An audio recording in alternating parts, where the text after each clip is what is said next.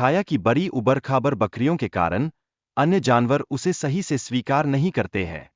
यह कहानी हमें सिखाती है कि भेदभाव और स्वीकृति कितना महत्वपूर्ण होता है। मधु की छाया के प्रति देखभाल और प्यार उसकी परवरिश का एक अहम हिस्सा है।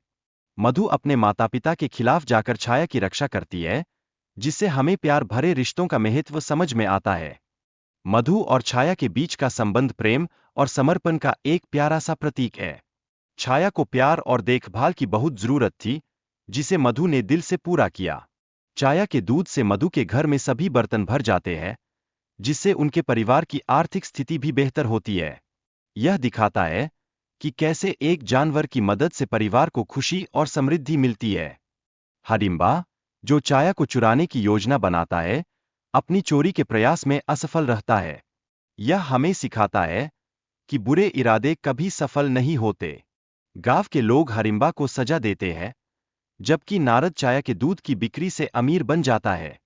यह दिखाता है कि अच्छे कामों का फल हमेशा मीठा होता है। इसके साथ ही रौनक की स्थिति पर चर्चा होती है, जो अब दूध नहीं दे पा रही है। अब उसके मालिकों ने उसकी अहमियत भी भुला दी है, जिससे यह समझ में आता है कि हर किसी का महत्व होता है।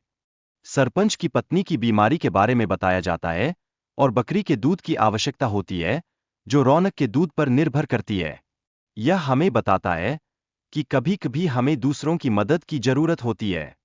सिद्धि और बुद्धि, रौनक की दो अन्य बकरियां, उसके प्रति अपमानजनक बातें करती है और उसकी मुश्किलों का मजाक उड़ाती है। यह दिखाता है कि हमें दूसरों का मजाक नहीं बनाना चाहिए। रौनक की कहानी में यह स्पष्ट होता है कि उसके मालिक उसकी अनुपयोगिता के कारण उसके प्रति निर्दयी हो जाते हैं। यह समाज में स्वार्थ और संवेदनहीनता का प्रतीक है। चंदा, रौनक की साथी, अपने माता-पिता से उसकी रक्षा करने की कोशिश करती है और अपनी गहरी भावना व्यक्त करती है।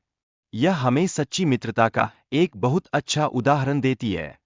इस वीडियो में यह संदेश दिया गया है कि हम सभी को एक दिन वृद्ध होना है, इसलिए हमें दूसरों की भावनाओं का सम्मान करना चाहिए। यह जीवन का एक बहुत महत्वपूर्ण सबक है।